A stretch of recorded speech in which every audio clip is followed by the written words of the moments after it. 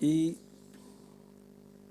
el domingo pasado quedamos allá en el versículo 18 del capítulo 8 y vamos a retomar ese versículo como contexto, pero vamos a ver hoy día del 19 al 25. Y el tema de hoy se llama el anhelo que quita el peso de la aflicción. Y si ustedes se fijan en la foto hay unas pesas ahí, como que estuvieran encima nuestro, no dejando movernos con toda tranquilidad. Y la idea es que eso no se note. En un creyente no debería haber otro peso que el amor del Señor y la esperanza que tenemos en Él. Básicamente es lo que vamos a hablar.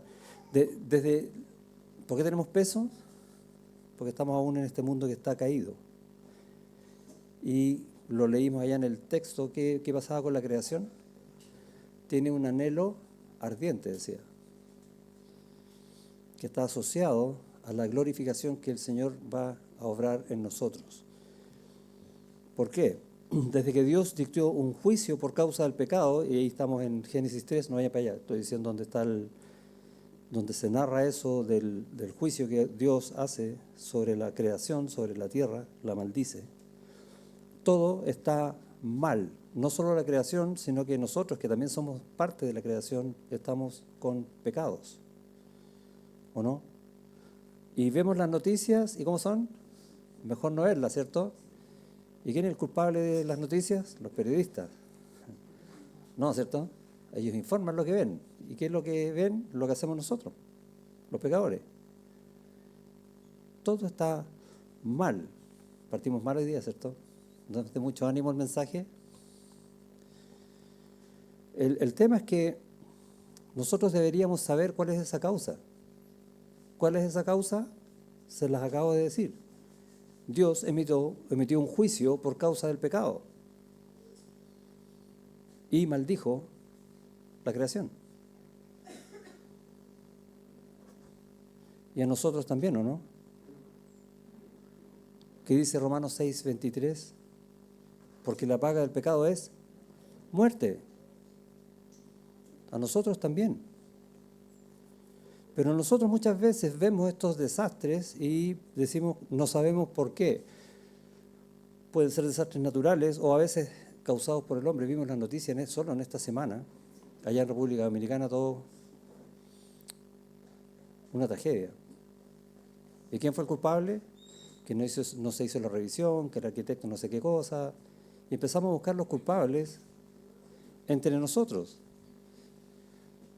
Y se nos olvida, iglesia, también se nos olvida que estamos bajo juicio de Dios. Y empezamos a echarnos la culpa unos a otros cuando todos somos culpables.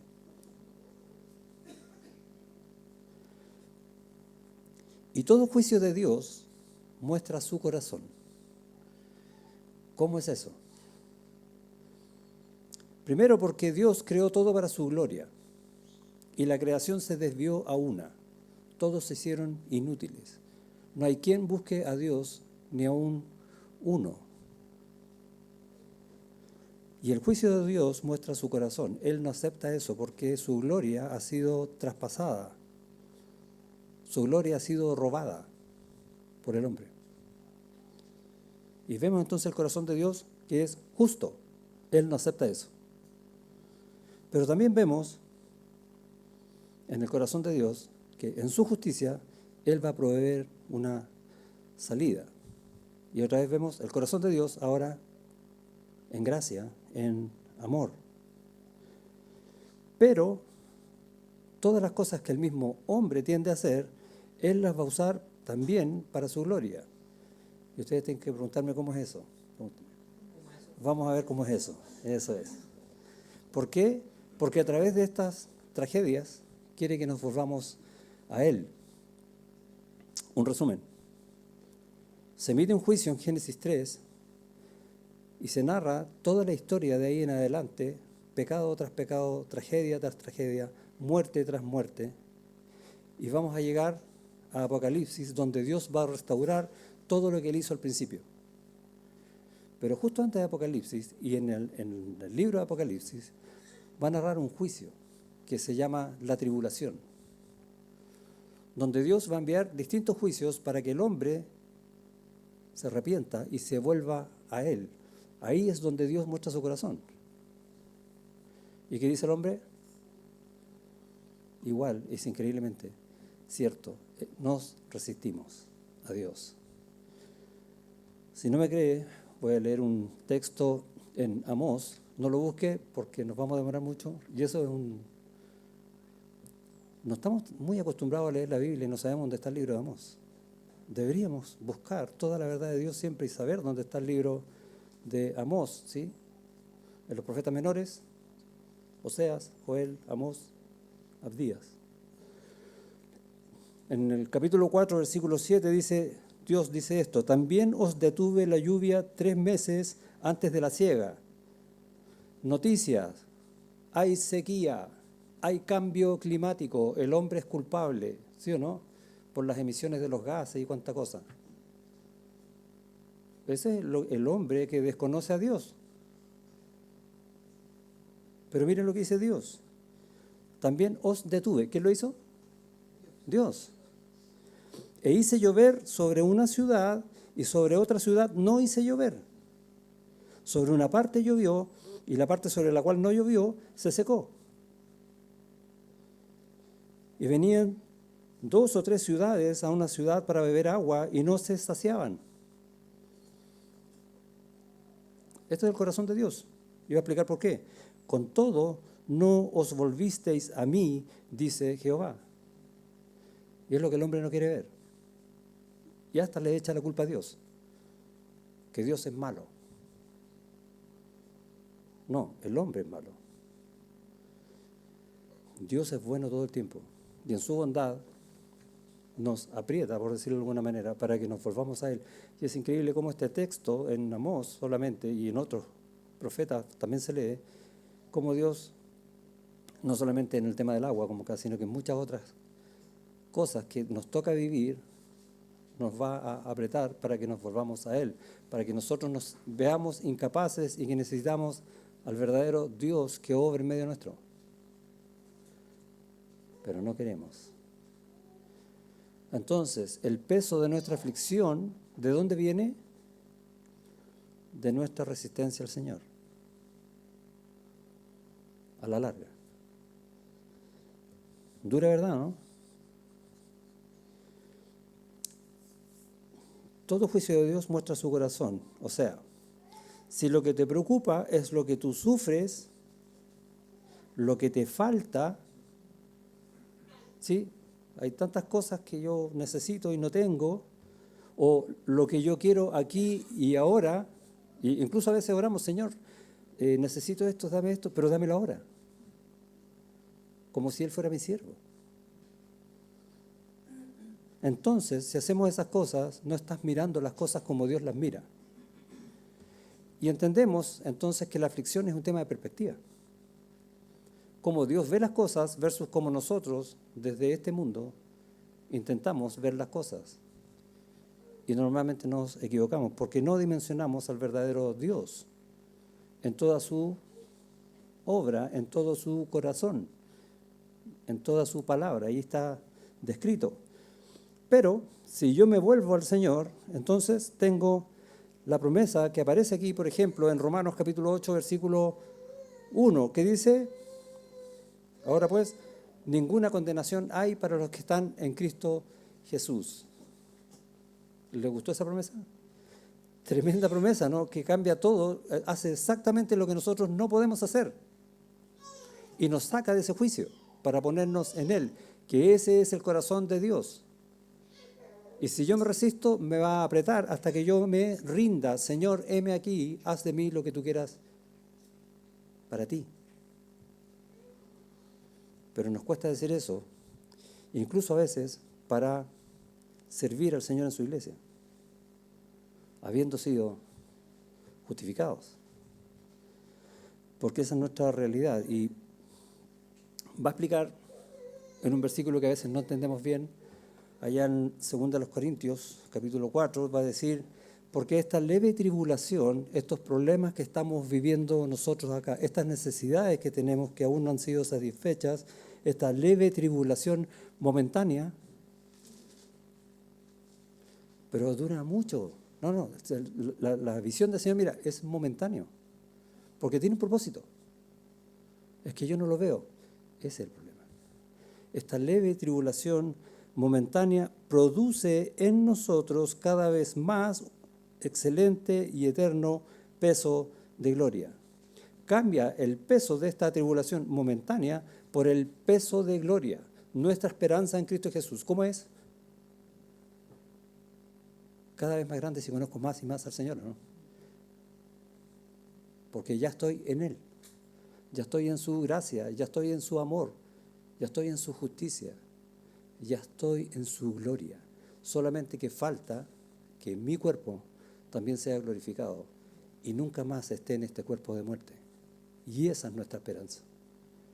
¿Qué tiene que ver mi aflicción aquí comparada con eso? Eso es lo que habla el texto, en Romanos 8, del versículo 18 en adelante. Versículo 18 dice: pues tengo por cierto que las aflicciones del tiempo presente no son comparables con la gloria venidera que en nosotros ha de manifestarse. ¿No está diciendo esa misma idea? Y es interesante porque va a empezar a explicar entonces todas las bondades de la gloria del Señor que son también para nosotros, por su gracia, porque así es el corazón de Dios.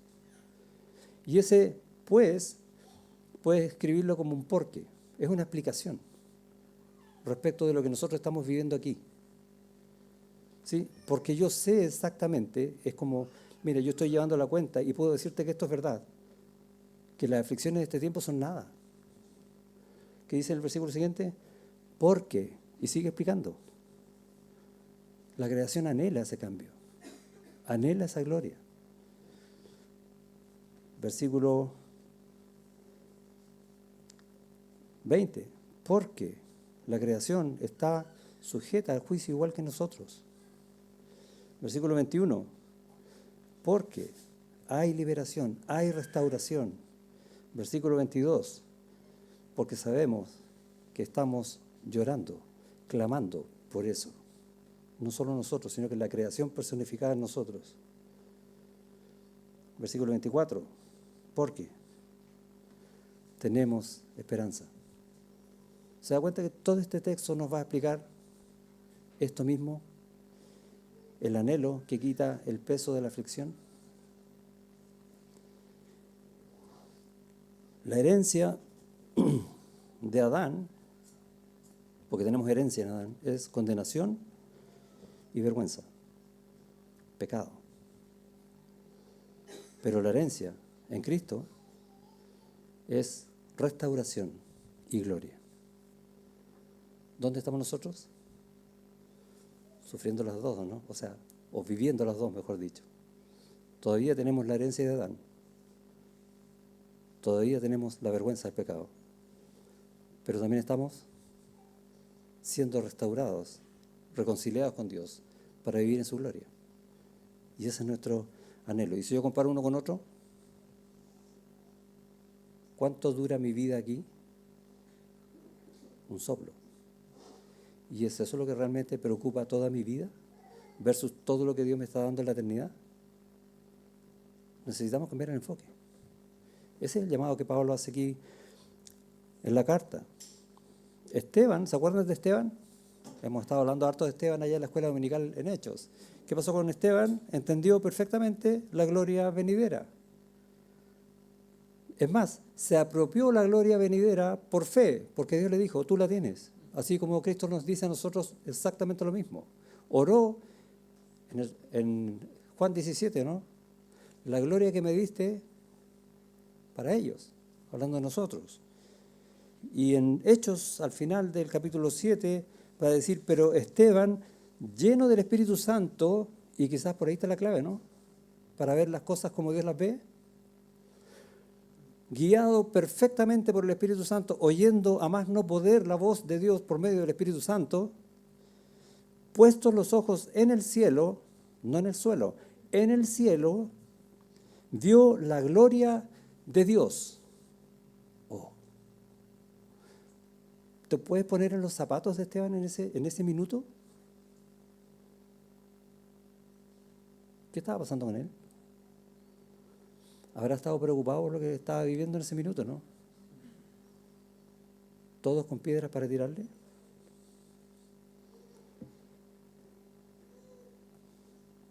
Y a Jesús, que estaba a la diestra de Dios, y dijo: He aquí veo los cielos abiertos y al Hijo del Hombre que está a la diestra de Dios. Entonces ellos, dando grandes voces, se taparon los oídos. El mundo no quiere oír eso. Y repetieron a una contra él. Y este mismo texto de Esteban nos dice dos cosas. Uno,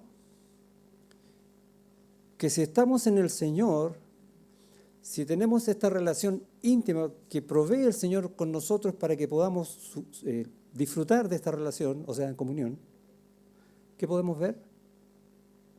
La gloria de Dios. Y al mismo tiempo dice que en la medida que tú estés más cerca de Cristo, el mundo te va a rechazar más. O sea, probablemente tus problemas aquí van a aumentar. ¿Y cuánto duran? Unos piedrazos. No mucho, pero duele. Pero ¿cómo puedo comparar eso con ver la gloria de Dios? ¿Se entiende el punto? ¿Qué es lo que más te preocupa hoy? ¿Las piedras? ¿Las enfermedades? ¿Quizás la muerte? ¿Lo que te falta? ¿O que no ves la gloria de Dios?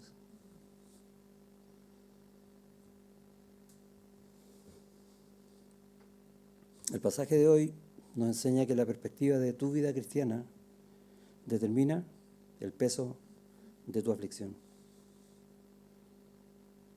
¿Sí? Como tú ves tu vida cristiana, eso va a determinar cuánto peso estás cargando con aflicción. Se lee perfectamente el revés, ¿no? Cuando no. Y eso dice el versículo 18, pues tengo por cierto que las aflicciones de este tiempo presente no son comparables cuando mi vida cristiana está bien enfocada con la gloria venidera que en nosotros ha de manifestarse. Esa es una promesa. ¿Crees las promesas de Dios? ¿Le crees a Dios? Vive como si le creyeras. La magnitud de las aflicciones, de mis necesidades que yo tengo en este mundo, ¿cómo son comparadas con la magnitud de la gloria de Dios? No tiene nada que ver una con otra. Pero mis ojos, ¿dónde van? A lo pequeño, a mi aflicción, a lo que me duele en este momento. ¿Cuánto dura la aflicción en este mundo comparado con la gloria eterna en Dios?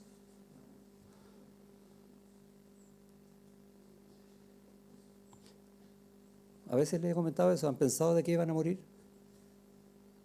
Pues a veces uno no quiere ni siquiera hablar de la muerte, ¿no? ¿Y vamos a morir o no? Sí. ¿Y han pensado de qué? ¿De qué no les gustaría morir? Da lo mismo. No tiene ninguna importancia, porque yo sé dónde voy a estar una vez que yo muera.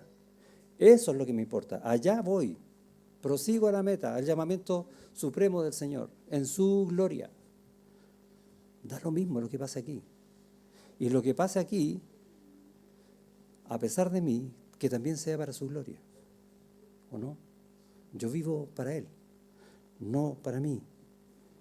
Y es interesante que el mismo texto va a hacer esta comparación y como que no se nota. Dice, pues tengo por cierto que las aflicciones del tiempo presente y las reduce, ¿sí o no? No son comparables con, dice tiempo después, ¿o no? No usa la palabra tiempo. Porque no es comparable con la gloria.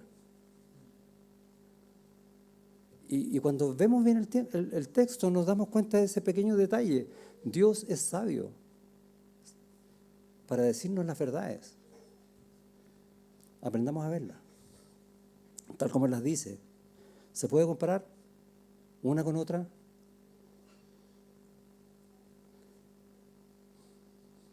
Cristo mismo nos dejó ejemplo de esto, de estas verdades, ¿o no? Cristo sufrió lo indecible. ¿Y qué dice Pablo allá en la carta a los Filipenses? Haya pues en vosotros este sentir que hubo también en Cristo Jesús. ¿Dice eso, no? ¿Y hay? ¿O hay en nosotros este sentir que tenemos por nuestras aflicciones? ¿Se dan cuenta que todavía no cambiamos el switch? Todavía no queremos entender la verdad, seguimos aferrados a nuestro egoísmo y tenemos todavía que aprender del amor del Señor, que nos da todo lo que necesitamos y Él sabe qué necesitamos y qué es mejor. Haya pues en vosotros este sentir que hubo también en Cristo Jesús, el cual, siendo en forma de Dios, no estimó ser igual a Dios como cosa a que aferrarse. Lo dejó, despojándose a sí mismo, tomando forma de siervo, forma de hombre, perdón, y estando en la de siervo, y estando en la condición de siervo, se hizo hombre y se humilló hasta la muerte, y muerte de cruz. ¿Cuánto padeció? Dice, se humilló. ¿Cuánto estás dispuesto tú a ser humillado en estas aflicciones por causa del Señor? ¿Cuánto estuvo dispuesto Cristo a hacerlo sin tener que hacerlo? Sin tener méritos para eso. Porque Él es digno de gloria, no de humillación. Sin embargo, lo hizo.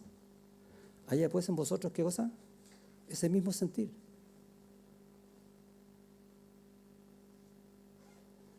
Pero Dios lo exaltó hasta lo sumo y le dio un nombre, que es sobre todo nombre.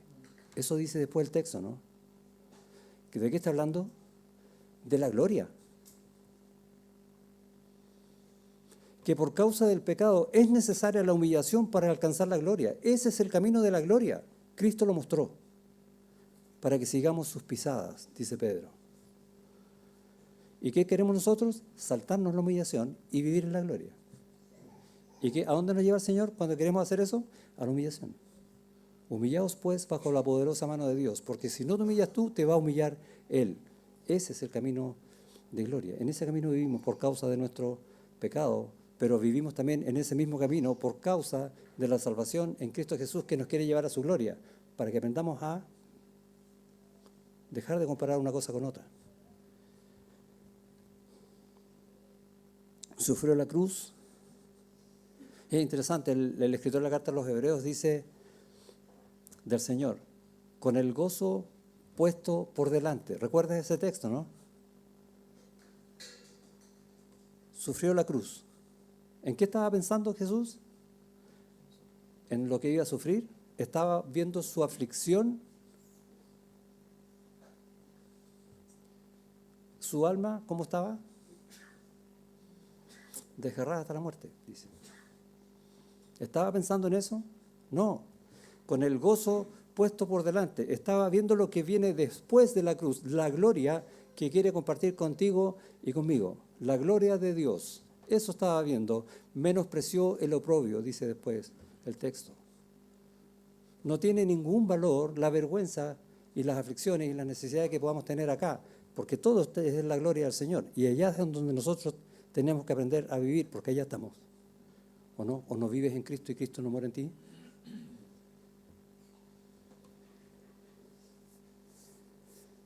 A veces pensamos tanto en el dolor que no tenemos vista para ver otras cosas más. Estuve buscando en internet, y esto a raíz de un tema médico que me tocó ver alguna vez, la escala del dolor. Y hay varias escalas del dolor que al final uno humanamente no sabe cómo medirlo. Porque les cuento esto porque una vez el médico me preguntó, del 0 al 10, ¿cuánto dolor sientes? Y no sé cómo expresar eso. Bueno, y hay escalas, hay una que es media traumática, que dice que el nivel más alto es un dolor inimaginable. O sea, nadie puede imaginarse cómo puede ser ese dolor. O sea, nadie ha llegado ahí. Piensa en Cristo en la cruz. No solo los clavos, no solo los golpes, los azotes. Piensa en la ira de Dios sobre él. ¿Cuánto dolor hay ahí? ¿Haya pues en vosotros ese mismo sentir? Que estés dispuesto a sufrir lo que sea por la gloria de Dios que Él te da.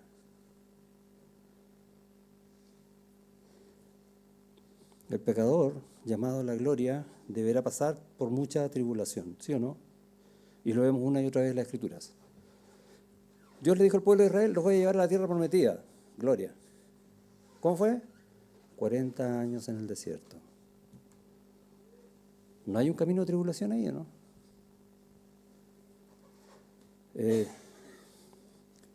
Deuteronomio 8, ¿qué dice? Deuteronomio 8, los primeros versículos, va a decir: cuidaréis de poner por obra todo mandamiento que yo os ordeno hoy para su gloria, ¿sí? Para que viváis y seáis multiplicados, entréis y poseáis la tierra que Jehová prometió con juramento a vuestros padres, la gloria que yo les daré. ¿Estamos ahí? Sí. Y te acordarás de todo el camino por donde te ha traído Jehová tu Dios estos 40 años en el desierto. El camino de gloria tiene tribulación, nunca lo olvides. Mira la cruz para saber lo que había en tu corazón, o para que te dieras cuenta qué es lo que más te preocupa.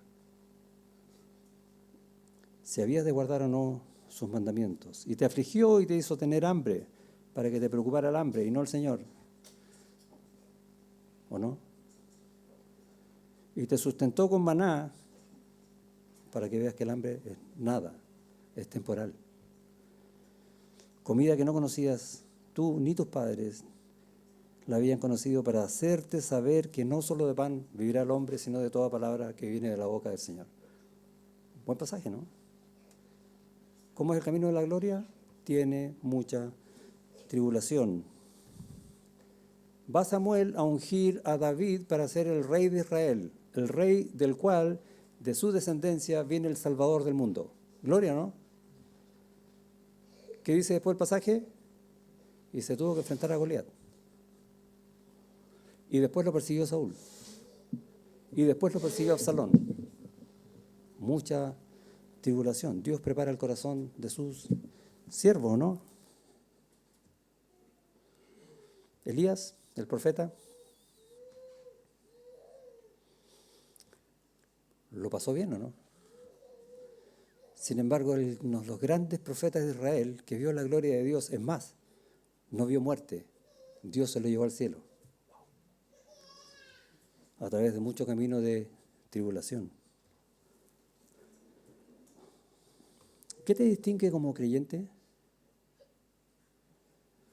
¿Tus problemas o la obra de gloria de Dios en ti?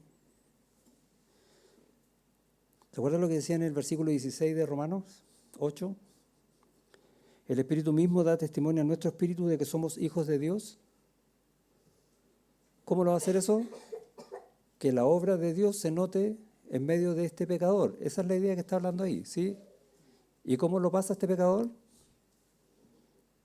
Tribulación. Necesita de Dios todo el tiempo. No mira el desastre, mira a Dios. Así es como el Espíritu Santo da testimonio a nuestro espíritu de que somos de Dios, ¿o no? Y vemos entonces que esas tribulaciones lo que hacen es mostrar a Dios en nosotros también. Otra vez vemos el corazón de Dios obrando, ¿sí o no? Jesús lo dijo en el Sermón del Monte. Dice: bienaventurados los que padecen persecución por causa de la justicia, porque de ellos es el reino de los cielos. O sea, que si nosotros estamos en Cristo, como el mundo rechaza a Cristo, ¿qué va a hacer con nosotros? Iglesia perseguida. ¿Lo suena conocido? Iglesia rechazada hasta por tu familia. Está escrito. Jesús lo dijo. Bienaventurados sois cuando por mi causa os vituperen y os persigan y digan toda clase de mal contra vosotros, mintiendo. Esa es la clave, mintiendo. ¿Y nosotros qué oramos cuando estamos pasando la aflicción? Señor, saca esta aflicción de mí. O sea, no quiero ser bienaventurado por tu causa. No equivoquemos la obra de Dios en nosotros. El camino de tribulación, de gloria, tiene mucha tribulación. Y a veces estas aflicciones, como leímos en Amós, por ejemplo, vienen de Dios de la misma manera en que el dolor viene a nosotros para alertarnos de una enfermedad. A veces Dios nos va a apretar, nos va a compungir, nos va a afligir para que nosotros veamos lo que hay en nuestro corazón, pecado. Por lo tanto, la aflicción es buena, ¿sí o no? Es una bendición, camino a su gloria. Misericordia de Dios. ¿Estás pasando por aflicciones? ¿Por necesidades? ¿Estás sufriendo algo? Y probable que sí. Pero siempre ten la perspectiva. El dolor más grande de la historia, en todo el universo, sucedió en una cruz. Por ti, por mí. Y a la vez, la bendición más grande de la historia, como nunca ha habido en el universo, sucedió en una cruz, por ti y por mí. Van juntas. No trates de separarla, mirando solo a tu aflicción, mirando o valorando el peso de tu dolor. Porque, versículo 19, el anhelo ardiente de la creación es aguardar la manifestación de los hijos de Dios. Y va a tratar a la creación como si fuera una persona, ¿sí? Para que entendamos el punto. ¿Y qué es lo que quiere la creación? ¿Qué está esperando? La manifestación de nosotros glorificados. Y hay una fecha ahí, ¿o no? Que no sabemos cuál es, pero hay una fecha. Hay una tribulación que es momentánea. Porque hay una fecha de término cuando la gloria de Dios en nosotros se va a manifestar en toda la creación. Glorificación. Y lo leemos en la Escritura y va a haber un reino literal, terrenal, de Cristo con su iglesia, donde todo va a ser bueno, donde todo va a ser restaurado, donde la redención de Cristo va a ser total en toda su creación, no solo nosotros. Eso es lo que está hablando acá. Esperando, ¿y cuál es la fecha? Cuando nosotros seamos glorificados, cuando nosotros seamos manifestados en gloria. Porque la creación fue sujeta a vanidad. O, dicho de otra manera, porque la creación perdió el propósito por el cual fue creada. Mira el hombre perdió el propósito por el cual fue creado a causa del pecado, ¿sí o no? La creación también. Y ese es el juicio. No por su propia voluntad, sino por causa del que la sujetó en esperanza. Juicio de Dios, pero esperanza en Dios. Porque también la creación misma será libertada de la esclavitud de corrupción. ¿Dónde está la creación hoy? En esclavitud de corrupción. Y es impresionante cómo, aún así, los cielos cuentan la gloria de Dios. Imagínate cuando sea liberada de esa esclavitud de corrupción. Gloria a Dios. Y tenemos esa esperanza, promesas de Dios, que son las que explica Pablo, para que entendamos entonces dónde debe estar puesta nuestra mirada. La obra gloriosa de restauración en Cristo traerá a gloria el efecto de la caída de Adán. ¿Quién puede hacer eso? Solo Dios. ¡Qué milagro tan grande! Todo el universo va a ser restaurado para gloria en Cristo.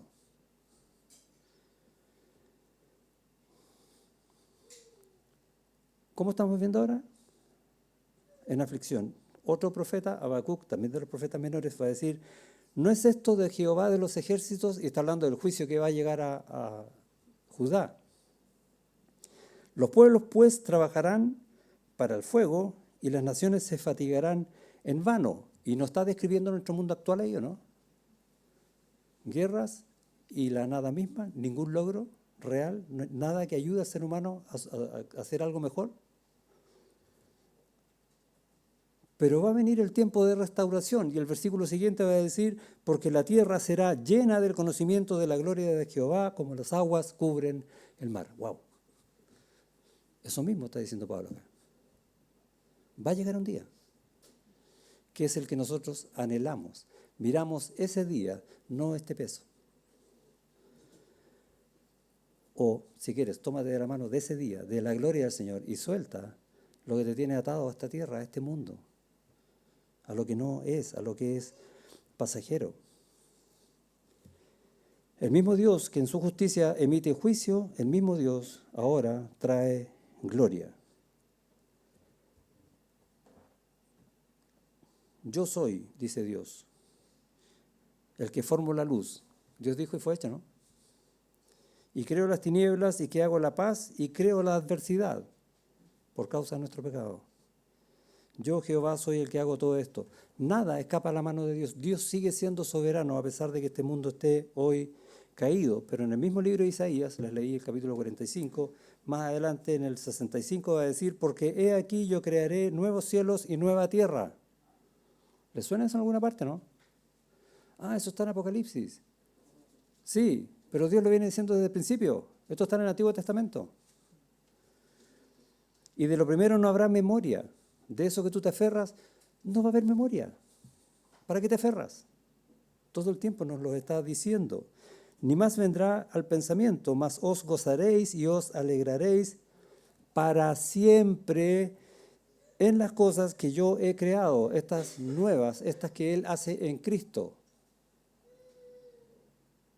Porque aquí yo traigo a Jerusalén alegría y a su pueblo gozo, no aflicción, gozo. ¿Has cambiado mi lamento en baile? ¿Suena ese versículo también? Esa es nuestra vida, no el lamento, el baile. Nosotros también tenemos ese anhelo como la creación, pero lloramos nuestros dolores físicos, enfermedades, incapacidades, y podemos hacer una lista larga ahí, ¿no? Nuestros dolores afectivos, emocionales.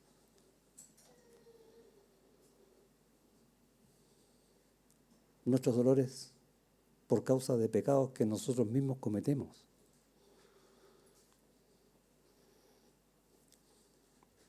Es mejor ser alguien a quien le cometen un pecado que ser alguien que comete pecado a otro, ¿o no? Cuando miramos la gloria de Dios.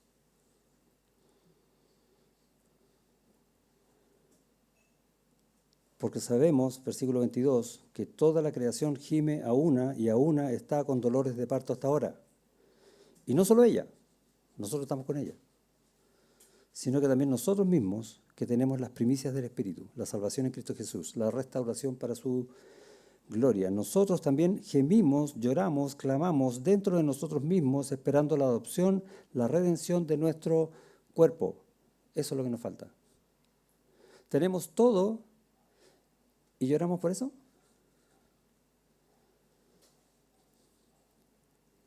Veamos hacia dónde vamos. Versículo 24, porque en esperanza fuimos salvos. Esa es nuestra vida.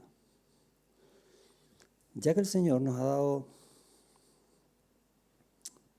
todas las promesas, tenemos que aprender a vivir por ellas, en las promesas del Señor. Por tanto, no desmayamos, dice Pablo a los Corintios. Aunque nuestro hombre exterior se va desgastando, se va decolorando el pelo, ¿sí? A mí no se me cae, pero se me pone blanco. Se va llenando de arrugas, se va enfermando. El interior, no obstante, se renueva de día en día, de gloria en gloria, en Cristo Jesús. Eso es lo que dice el 24, porque en esperanza fuimos salvos, pero la esperanza que se ve no es esperanza, porque se ve.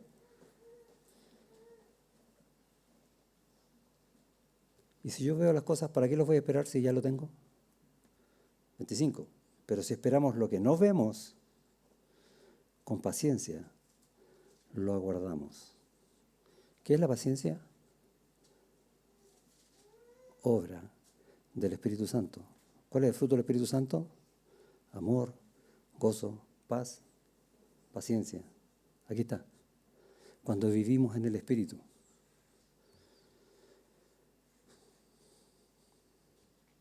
Vamos a sufrir lo que tengamos que sufrir, porque nuestra esperanza está en lo que viene. En Juan 16 va a hablar un texto muy interesante acerca de estos dolores de parto. No es la primera vez que Dios la usa, la usó por medio de Pablo, pero el mismo Señor Jesús hizo esta ilustración. Dice, la mujer cuando da a luz tiene dolor, ¿sí? ¿Y cómo es el dolor de la mujer en el parto? Terrible. Sin embargo, después tiene otro hijo, ¿no? ¿Por qué? ¿Qué pasó con ese dolor? No es que se haya olvidado, es que ve la vida del hijo. ¿Y cuánto vale ese dolor comparado con la vida del hijo? ¿Se dan cuenta que esa ilustración está hablando exactamente lo mismo? La mujer cuando da a luz tiene dolor porque ha llegado su hora, pero después que ha dado a luz un niño ya no se acuerda de la angustia por el gozo de que haya nacido un hombre en el mundo, porque ahora conozco a mi hijo. Esa es la obra que el Señor está haciendo en nosotros. Por eso usa la ilustración de dolores de parto en la creación. Una reflexión final. El que tiene la mente en lo que ve en este mundo va a temer la muerte, porque se va a querer aferrar a esta vida. Pero nosotros tenemos la vida en Cristo, por lo tanto anhelamos su gloria, no este mundo. Oramos. Gracias, Señor, te damos por tu palabra. Gracias te damos porque nos has llamado para tu gloria. Y es una cosa tan grandiosa que nos cuesta entenderla. Y gracias por estos pasajes que vemos en las Escrituras que nos ayudan o nos exhortan, mejor dicho, a entender que no tenemos que aferrarnos a lo de aquí, porque todo lo que nosotros necesitamos aquí, tú lo das. Sino que tenemos que aferrarnos a Cristo y a la gloria que vamos a tener en Cristo, porque eso no podemos tenerlo por nosotros solos. Ayúdanos a entender eso, que no busquemos las cosas en nuestro poder, en nuestras manos, sino en Cristo y su gloria eterna para siempre. En el nombre de Jesús. Amén.